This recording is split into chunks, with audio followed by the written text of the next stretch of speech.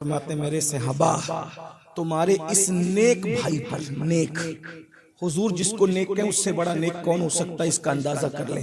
لیکن یہ صرف تعلیم امت کے لیے صحابی کا درجہ بہت بڑا ہے, صرف تعلیم امت کے لیے. تمہارے اس نیک بھائی پر اس کی قبر تنگ ہو گئی تھی, تمہارے اس نیک بھائی پر اس کی قبر تنگ ہو گئی تھی, قبر نے اس کو دبانا شروع کیا. میرے آقا علیہ السلام فرماتے ہیں شرح الصدور میں امام سیوطی نے لکھا جب قبر نے سعد کو دبایا تو سعد اتنا پتلا ہو گیا جیسے بال, سعد بال کی طرح پتلے ہو گئے. غور فرمائیے گا, ابھی میں کسی پیر کسی مرید کی بات نہیں کر رہا ہوں بلکہ سب مرشدوں کی جان, سب پیروں کی جان, مصطفیٰ جان رحمت کے مرید کی بات کر رہا ہوں. مرشد قبر پر کھڑا ہے, حالانکہ یہ قبر کا دبانا بھی درجات کی بلندی اللہ والوں کے لیے, اللہ والوں کے لیے درجے کوئی گستاخی نہیں, درجات کی بلندی, لیکن اپنی عبرت ہماری عبرت. فرمایا وہ بال کی طرح ہو گیا.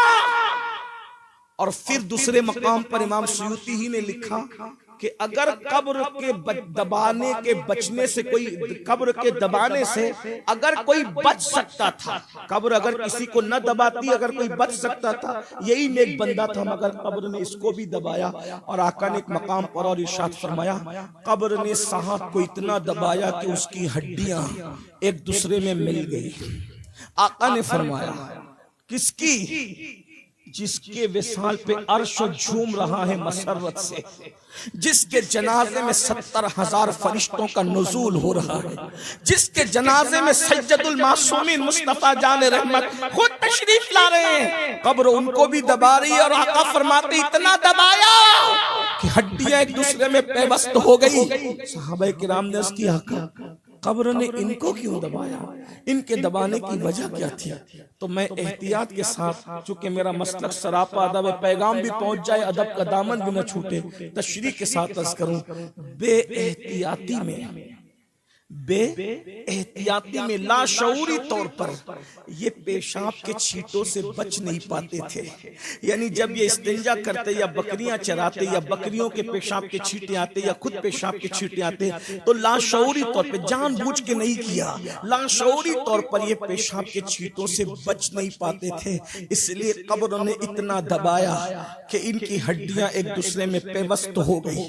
قبر نے اتنا دبایا کہ یہ بال کی طرح ہو گئے. اب آپ مجھے بتاؤ مسلمانوں, اب بھی ہم عبرت حاصل نہیں کرتے, اب بھی ہم جنت کے ٹھیکیدار بن کے رہیں گے؟ ارے صحابی رسول ان کی مرتبے تو بہت بڑے, وہ جنتی لوگ ہیں, حضور کے یار ہیں, یقینی جنتی ہے وہ لوگ. اگر لاشعوری طور پہ پیشاب کے چھینٹے سے نہ بچے تو قبر ان کو دبا رہی ہے. ایک مقام پر آقا نے فرمایا قبر کے دبانے کی آواز انسان اور جنات کے علاوہ ساری مخلوق نے سنا. مصنف ابن عبد الرزاق میں ہے, صحابہ باتیں کرتے تھے حضور کی اس سے سخت حدیث ہم نے نہیں سنی, ایسا شخص بھی قبر میں دبایا جائے گا. اب مجھے بتاؤ جب ایسی ہستی قبر میں دبائی جا رہی ہے صرف اس وجہ سے کہ پیشاب کے چھینٹوں سے لاشعوری طور پہ نہ بچ سکے تو قبر میں یوں دبایا جا رہا ہے, حالانکہ عذاب کے طور پہ نہیں, سزا کے طور پہ نہیں, درجات کی بلندی کے طور پہ, محبتوں کے طور پہ, شفقتوں کے طور پر, اللہ وبر اس عمل کے کفارے کے طور پہ. جب پیشاب کے چھینٹے سے نہ بچے تو یوں دبایا جاتا ہے مقبول بندہ قبر میں. تو جو زنا کے اڈوں کو آباد کرتے ہیں قبر میں ان کا کیا حال ہوگا, جو جوا کھیلتے ہیں قبر میں ان کا کیا حال ہوگا, جو عورتوں پر پاک کی نظریں ڈالتے ہیں قبر میں ان کا کیا حال ہوگا, جو عورتیں بے پردہ گھوم کر مردوں کے سامنے حسن کی نمائش کرتی ہے ان عورتوں کا کیا حال ہوگا, جو حرام لقمہ کھاتے ہیں, سود کھاتے ہیں قبر میں ان کا کیا حال ہوگا. بڑی معذرت کے ساتھ غور کیجئے گا, اس حدیث پہ غور کیجئے گا. ایک حدیث اور اس سے بڑی سن لے. کسی نے عرض کی یا رسول اللہ قبر سب کو دباتی ہے؟ فرمایا ہاں ایک خاتون ہے اس کو نہیں دبایا, باقی قبر سب کو دباتی ہے. کہا وہ کون ہے؟ کہا وہ میری ماں ہے فاطمہ بنت اسد, یہ مولا علی کی امی ہے, حضور علیہ السلام کی چچی ہے.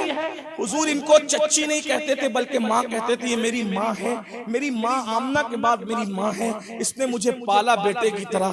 کہا میری ماں فاطمہ بنت اسد کو قبر نے نہیں دبایا, باقی سب کو دبائے گی اور سب کو دباتی ہے.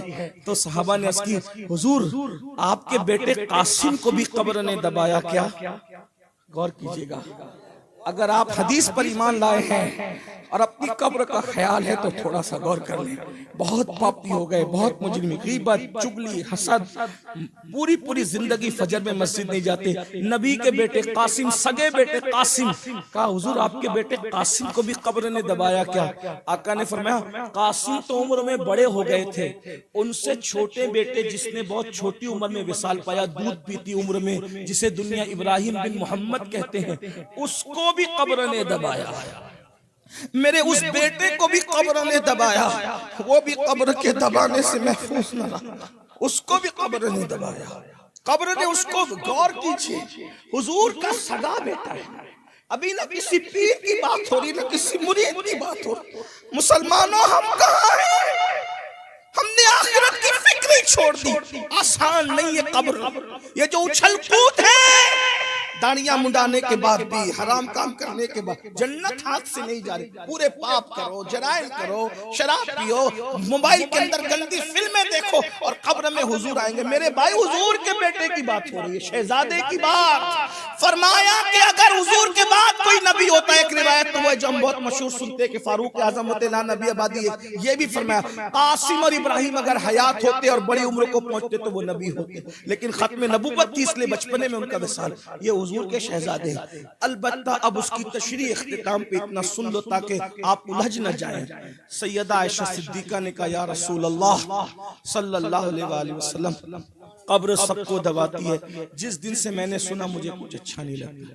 فرمایا عائشہ دباتی تو سب کو ہے، سب کو دباتی ہے، لیکن جس سے اللہ ناراض ہوتا ہے اس کو ایسے دباتی ہے کہ اس کی ہڈیاں پسلیاں توڑ دیتی ہے اور ایک پسلی دوسرے میں گھس جائے. لیکن اللہ جس سے راضی ہوتا ہے اس کو بھی دباتی ہے، مگر ایسے دباتی ہے جیسے کوئی ماں برسوں سے بچھڑے ہوئے بچے کو اپنے سینے سے لگا کر کے دے. وما علینا الا البلاغ. السلام.